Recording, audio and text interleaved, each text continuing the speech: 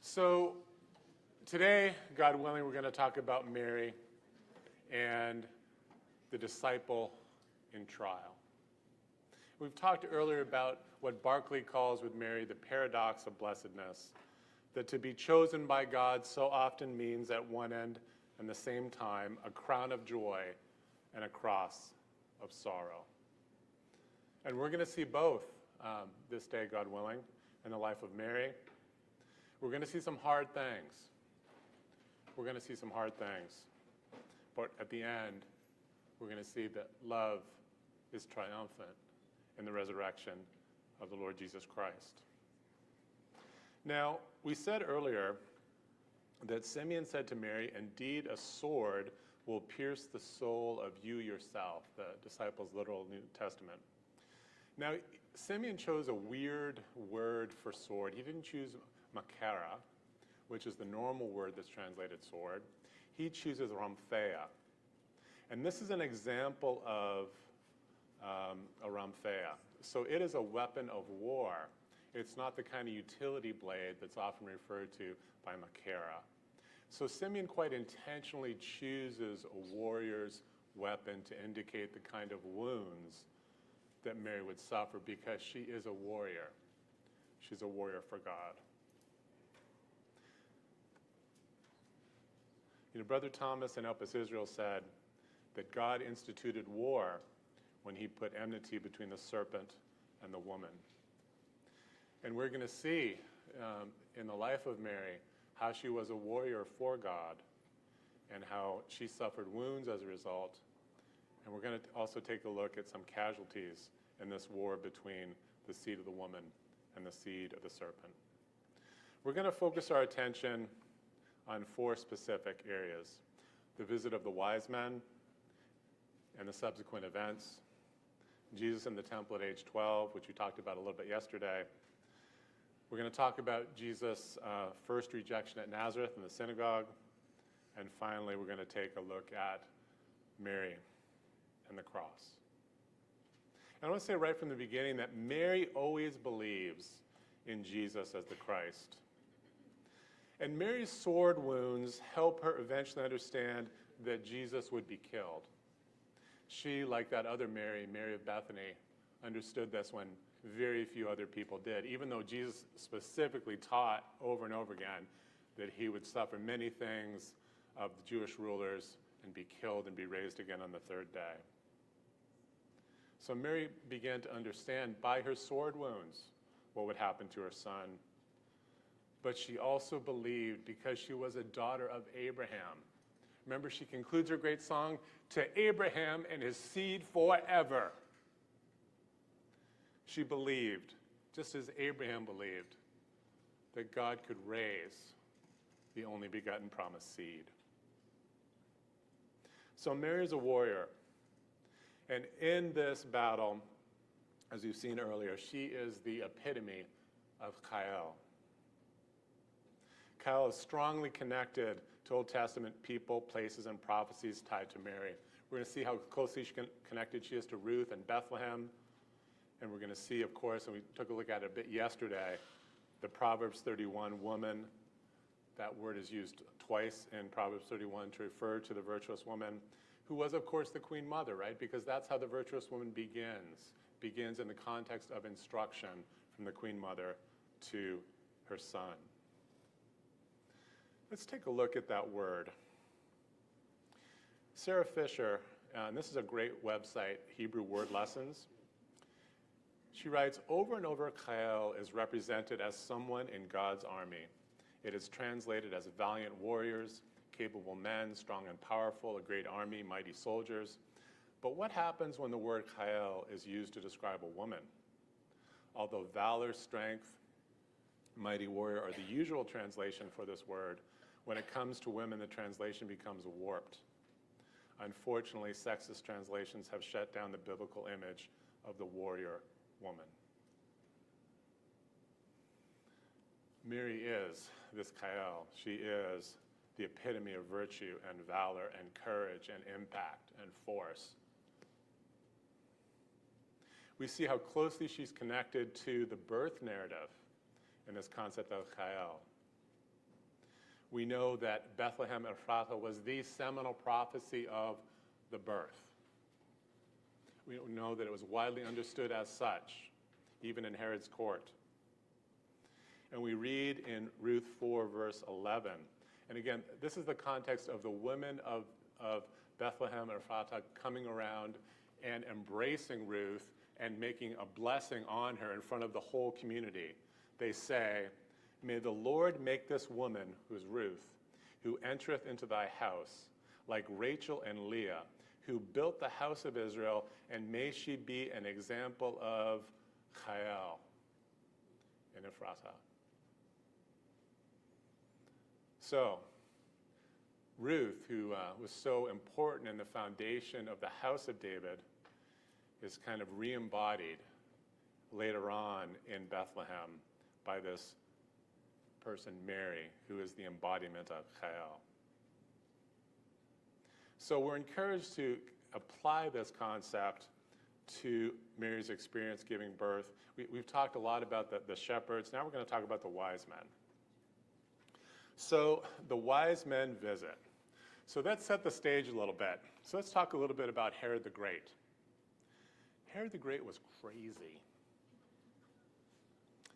Augustus, who knew him quite well, said, "It is better to be Herod's pig than his son."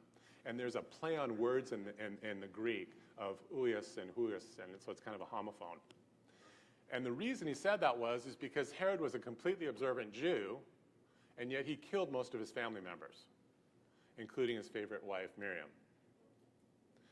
So Herod had great promise, but as you grow older, kind of a Henry VIII kind of figure, he became crazy. And his insanity had tragic, tragic consequences, as we'll see.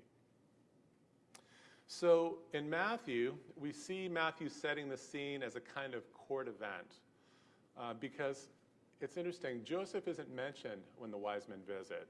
Only Jesus and Mary are mentioned as being present. We see that there's a visit that offers deference to the king and bringing of gifts. There's an important word, worship, that appears in a messianic prophecy in the Septuagint in Psalm 72. The kings of Tarshish and the isles will bring presents. The kings of Sheba and Seba will offer gifts. Yea, all the kings shall fall down before him. And again, this is just a foreshadowing of the kind of wonderful kingdom that we'll take a look at that Brother Nathan ended his class with. So,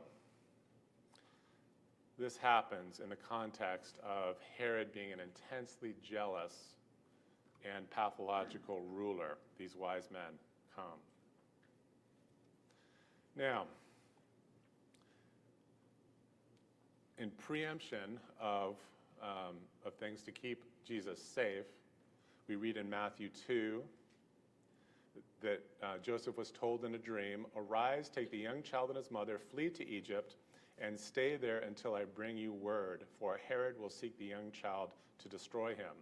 When they arose, he took the young child and his mother by night and departed for Egypt, and was there until the death of Herod, so that it might be fulfilled which was spoken by the Lord through the prophet, saying, "Out of Egypt have I called my son." So they go to Egypt, and we could do a whole class on that. Traditionally, they were thought to have settled along the Nile Delta. I just think that just makes zero sense. I think if you were looking to hide, you would go to the most populous area, and Alexandria had a huge Jewish population. I think also at that time, Brother Harry Whitaker suggests that they would have used that opportunity to use the money from the wise men to purchase scrolls, and if you wanted to buy scrolls, you would go to Alexandria, because that was the center of literacy in the ancient world. So they are in Alexandria when they hear word about a horrific tragedy that happened in Bethlehem. Herod finally acts. We read in Matthew 2, "Then Herod, when he saw that he had been tricked by the wise men, who, of course, went to his court but then went back by another way after worshiping Jesus, he became furious, And he sent and killed all the male children in Bethlehem and in all her regions who were 2 years old and under, according by the time that he had determined from the wise men. So Mary finds out about this in Alexandria. And we get an insight into her feelings. We read in Matthew 2, then was fulfilled what was spoken by Jeremiah the prophet, saying, a voice was heard at Ramah, lamentation, weeping, and great mourning. Rachel weeping for her children, refusing to be comforted because they are no more. And we've seen how many parallels there are and so many rich connections with folks in the Old Testament. We know that Ramah was strongly connected to Deborah. We know it was Hannah's hometown. We know that it's close to Ephrathah and Bethlehem, where Rachel dies in childbirth. And we see Mary's thoughts and feelings about the murder of so many children. Indeed, a sword will pierce the soul of you yourself. David Flusser writes, in Matthew, Rachel is a symbolic figure for the suffering mother, in this case, the suffering Jewish mother. And Rachel's pain for the dead children is also symbolic for the suffering of Mary in relation to her illustrious son. How can we understand the impact on Bethlehem and on Mary as a mother who would have known these families, known these children, would have worshiped with them?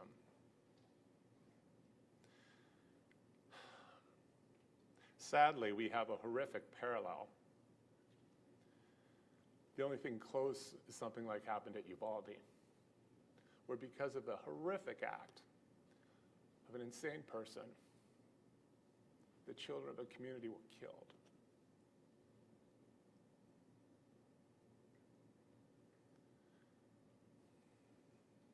Think of the sword piercing Mary's heart.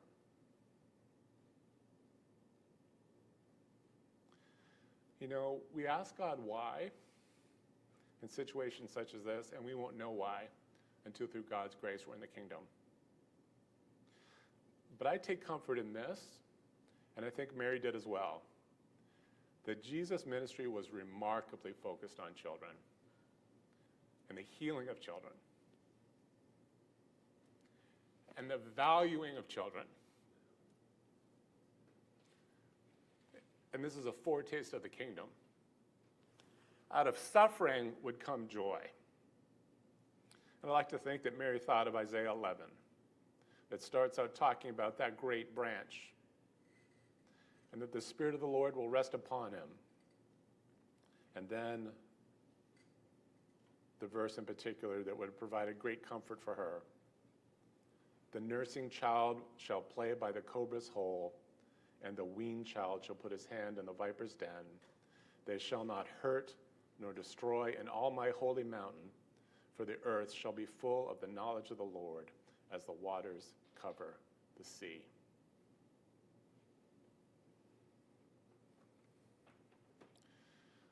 So Mary bears the sword wound and moves on. They make the trek back, and they initially intend to to settle in Judea. But we recognize that the Lord had other plans, and instead they go back to Nazareth. And that is also to fulfill prophecy that he might be fulfilled, which was spoken by the prophets, he shall be called a Nazarene. And again, that's a whole other day of classes about the branch and branch town and all that stuff.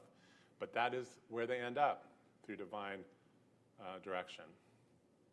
Now, one of the things that we know that happened at about that time is that in that area in Galilee, the Roman general Varus crushed a rebellion, and he lined the road from Sepphoris, which is about 6 kilometers away from Nazareth, with 2,000 Jewish rebels. And it was roughly the same time as they would have returned to Nazareth. And so when Mary and Joseph and the young Jesus are returning on the highway, this is what they would have been greeted with. You know, crucifixion was a common seen in the world dominated by Rome. It was a billboard to show what happened to people that dared speak any kind of rebellion against the Roman authority.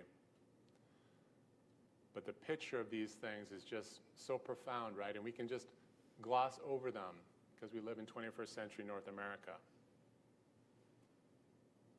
So Mary's sword wounds. The next one that we want to talk about this morning is Jesus in the temple at age 12. Brother Lane Rittmeyer says, under the law, attendance at the feasts in Jerusalem was obligatory for boys from the age of 13, a birthday that was a milestone in the life of a Jewish boy, when they became a son of the commandment or bar mitzvah. In practice, this legal age was pushed forward by 1 or 2 years so that Jesus, after he passed his 12th year, came up to Jerusalem for the Passover with his family. Of course, this makes sense, right? He's become a son of the commandment, a son of the law, and that's one of the reasons maybe why he's pushing back at this time so strongly against Mary and Joseph. So we took a look at it a little bit yesterday. I'd like to read it from the Disciples' Literal New Testament. And it came about after 3 days that they found him in the temple. And his mother said to him, "Child, why did you do us like this? Behold, your father and I were looking for you while suffering pain." And he said to them, "Why is it that you were looking for me? Did you not know that I must be in the things of my Father?" And they did not understand the thing which he had spoke to them. So, we have 4 kids. I know some of you have kids or have been responsible for supervising kids as beloved aunts or uncles or whatever. Have you ever lost a kid? Like, I'm talking unintentionally. And this is a Great Lakes Bible School story. So our oldest, Braden, when it was in Sheboygan, the Saturday we drove, we were going to stay in Chicago for the weekend, and we stopped at that big mall. Is it Guernsey's Mills? Is that the name of it? Yeah. So we stopped there, and Braden would have been about 13. And so he decides to go off on his own after asking for permission. Sure, no problem. Come back at this time, Braden. What time are you supposed to come back? This time, Dad. Braden, what time are you supposed to come back? This time, Braden. See, this is the downside of having parents that are used to field trips, right? There's no escaping. And so that time passed, and Braden wasn't there. And 15 minutes more passed, and Braden wasn't there. 45 minutes passed, and Braden wasn't there. An hour passed, Braden wasn't there. So we start to mobilize people to look for him. We have a big search, and I think it was like, was it Kathy, like another half hour after that probably? So I see him coming towards me. I remember he had this check shirt and a Michigan State shirt underneath. And that picture is etched in my mind because I was so worried. Saw you sorrowing. And I don't know how Mary was feeling, but at that point I didn't know whether to, kiss Braden or kill him because I was kind of feeling equally both. So imagine the sword piercing her. She'd been given this huge responsibility by God, as we all feel as parents, but hers was especially unique.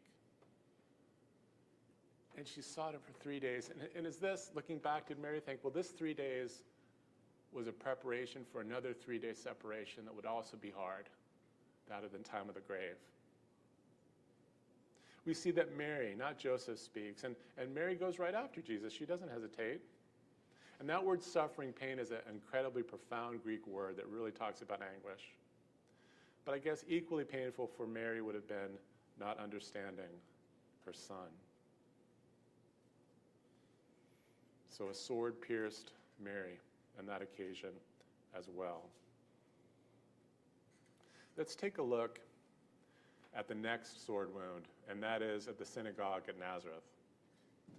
So in Luke 4 records a rejection of Nazareth, which I feel is early in Jesus' ministry. Matthew and Mark both document a rejection at Nazareth that occurred in the middle of Jesus' ministry. I believe that for a couple reasons. One is that Luke's gospel is generally a chronological thing. And Luke's account also has some significant differences from the accounts in Matthew and Mark. There's the daily readings from Isaiah 61 that Jesus reads from. There's the account of the attempted murder and the account of the miraculous escape. So, what happens? Well, we read in Luke 4, so he came to Nazareth where he had been brought up. And that word brought up, the Greek word is trepho. And every other time in the New Testament, that word is translated as feed or nourished. So he was at the place where he had the spiritual food. And as his custom was, he went into the synagogue on the Sabbath day and stood up to read. So this suggests that Jesus customarily read and taught in the synagogue at Nazareth. The scroll was handed to him, and he opened the book, and then he reads from Isaiah. And the Spirit of the Lord is upon me because he has anointed me to preach the gospel to the poor.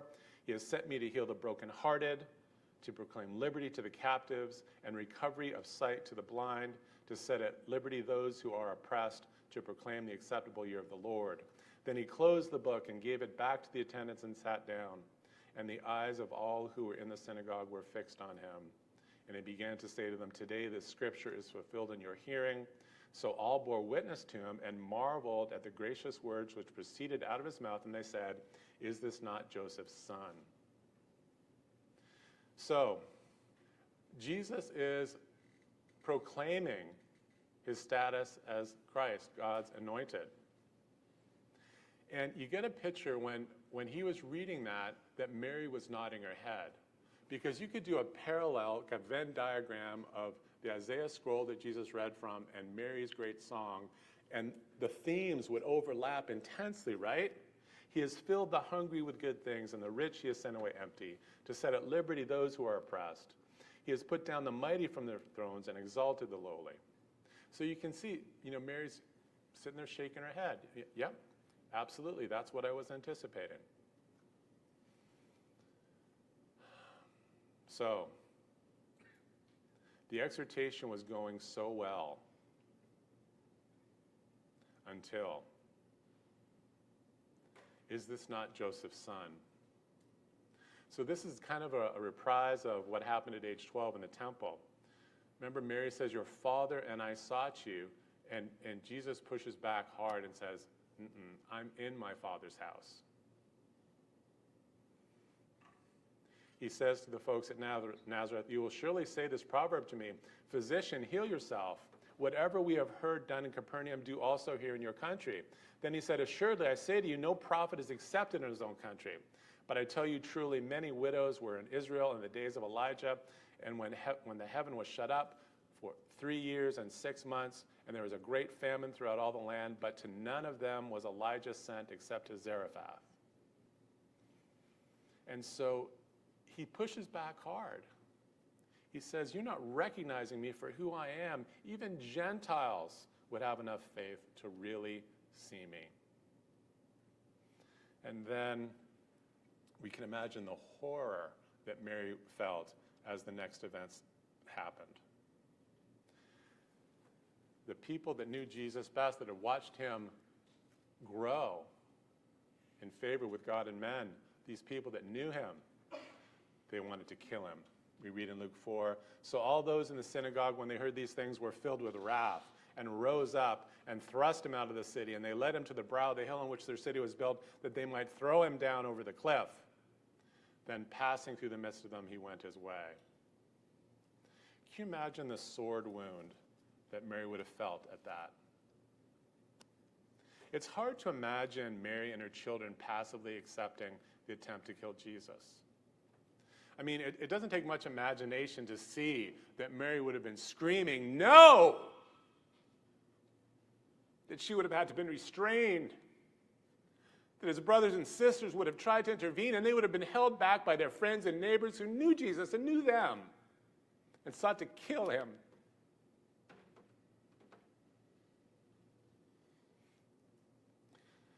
So how did Mary forgive her friends and neighbors for trying to kill her son? Well, I think that she looked back and understood that the sword wounds are purposeful. They happen for a reason. And perhaps she would have looked at Joseph's example when Joseph says, gives the big reveal to his brothers. I am your brother whom you sold into Egypt, and now do not therefore be grieved or angry with yourselves because you sold me here, for God sent me before you to preserve life. And God sent me before you to preserve a posterity for you in the earth, and to save your lives by a great deliverance. So now it was not you who sent me, but God.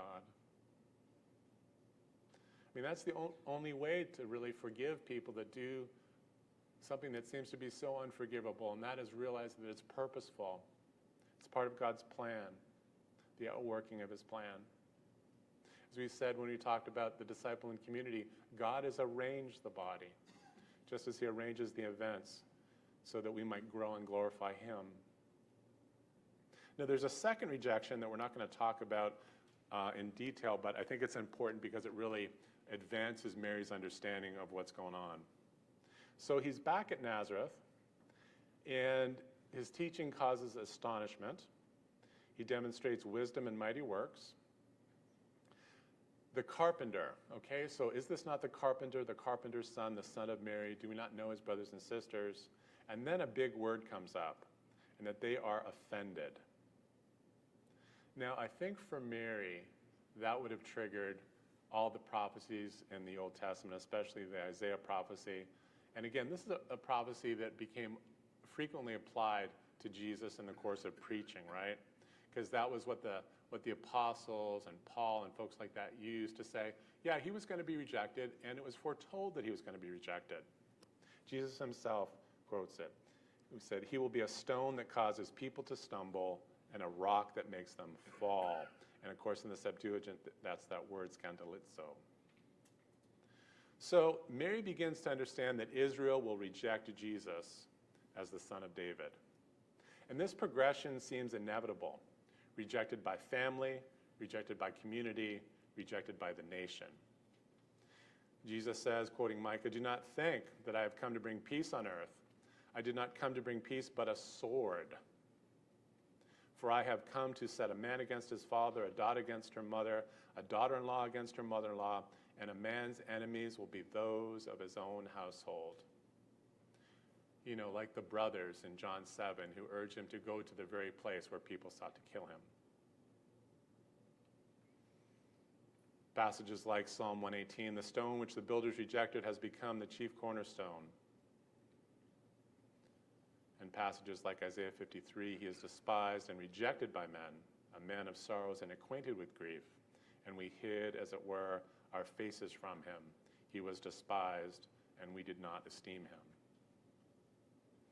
So, I think that Mary here not only understood what was going to happen to Jesus, but because she was the daughter of Abraham, and because she embraced the promises made to Abraham and to his descendants forever, understood that Jesus would be resurrected.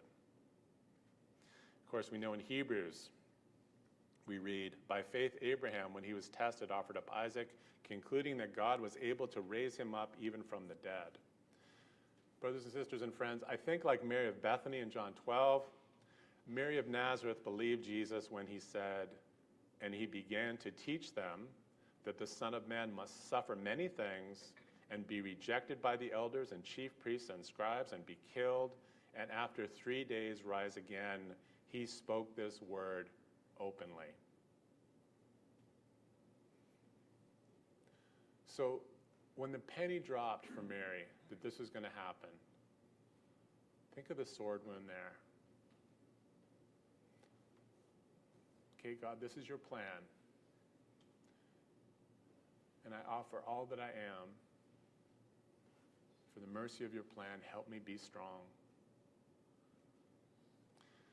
I think it's important to note, too, that after the accounts of Matthew and Mark and Luke, the second rejection, that Mary is absent from the gospel record until the cross.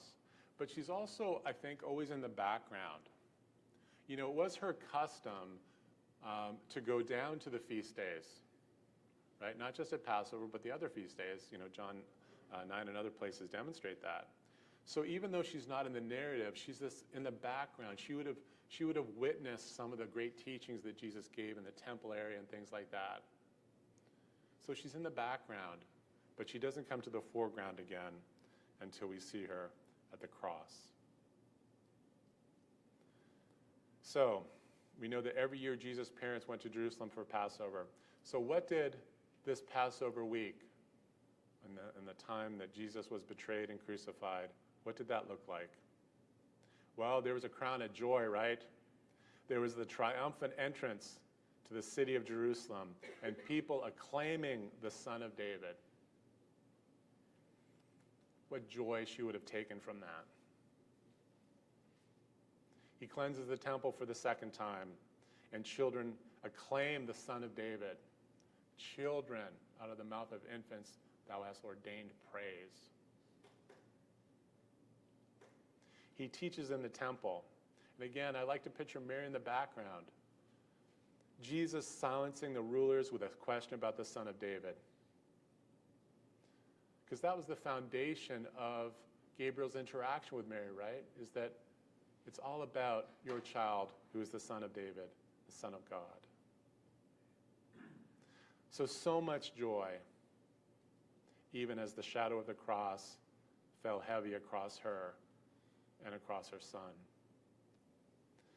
Because there's a cross of sorrow. And one of the things is that Jesus celebrates Passover not with Mary, but with his spiritual family. Think about Mary celebrating Passover somewhere in Jerusalem or the neighboring areas. It's a family event, right? And thinking that Jesus isn't here.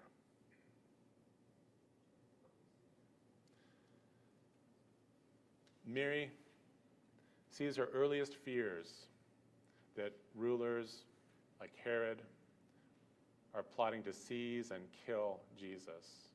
So her earliest fear is realized. And all betray her son. And this is something that maybe the incident at the Nazareth synagogue prepared her for, the people turning on Jesus in such a sad and horrific way. She would have been there and heard all the people answer and say, his blood be on us and on our children.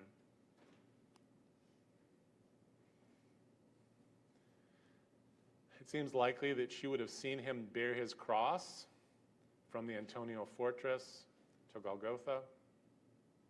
And of course, that long cross piece, the patabulum, which he would have had over his shoulders, would have been bound by ropes at that point, and she would have seen him carry that cross.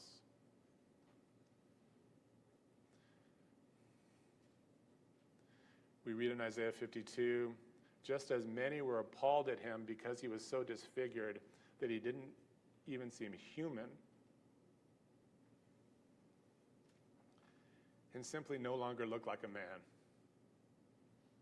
Can you picture what your kids look like? Can you picture what they look like now? Can you picture what they looked like when they were 12? Can you picture what they looked like when they were 4? Can you picture what they looked like when they were 1? Mary could too, but her son was unrecognizable.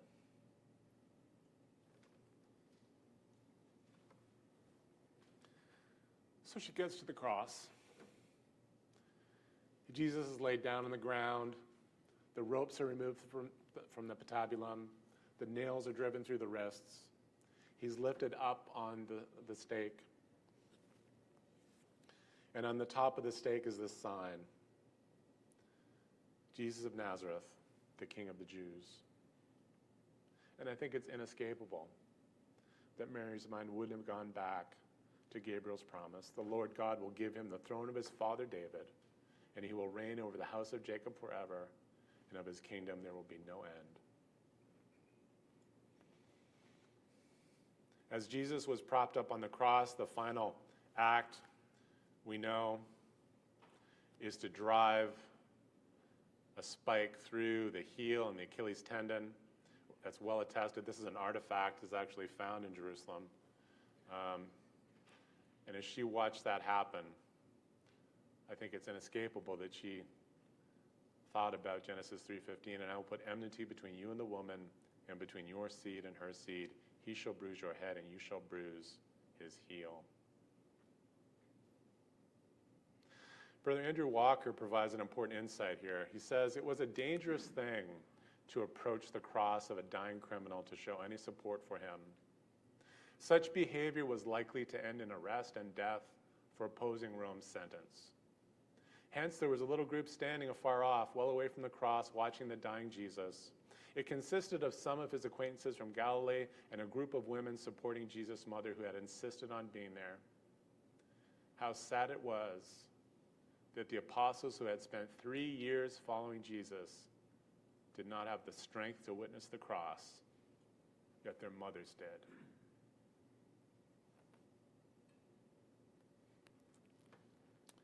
On the cross, it seems like Jesus just repeated Psalm 22 over and over and over and over again.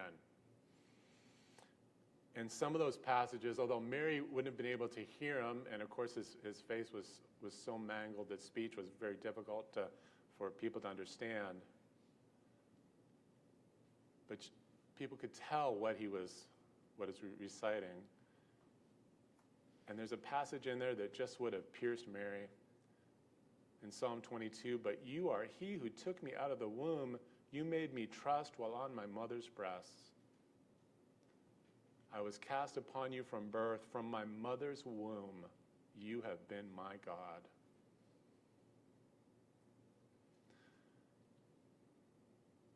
It was the mother's job, the rabbis taught, to begin the instruction in Scripture. And a big part of that was memorization. So, who taught Jesus to memorize Psalm 22? Mary did.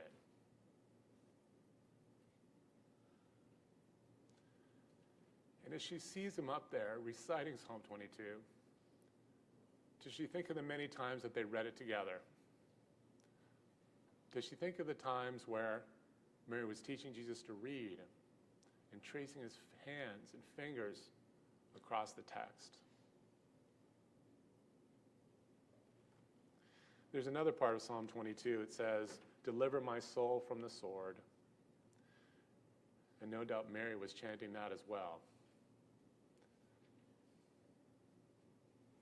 This sword piercing is almost too much. Deliver my soul from the sword, Mary would say. And we know that when Jesus was on the cross, Mary was on his mind. He says, woman, behold your son. So it would have been close enough to have a meaningful conversation. So it's, of course, in reference to John. John already has a mother, though, right? So what's that about? And Mary has other children who could take care of her. So Jesus explicitly creates a new relationship. So the figurative teaching that Jesus is getting at is this new spiritual family relationship with Mary very much as a maternal figure. You know, Mary is a mother to a new Israel under a new covenant. Literally, she becomes John's foster mother, but spiritually she becomes Israel's mother. And that's one of the reasons why she's included in Acts. We see Mary as a redeemed Rachel for a redeemed Israel. We see the parallels between Joseph and Christ and Benjamin and John. Joseph and Christ, the firstborn, and Benjamin and John, it would have been the second-born son, both beloved, both the son of sorrow. In Rachel's sorrow, she called him Benoni, and his name was transformed to the son of my right hand.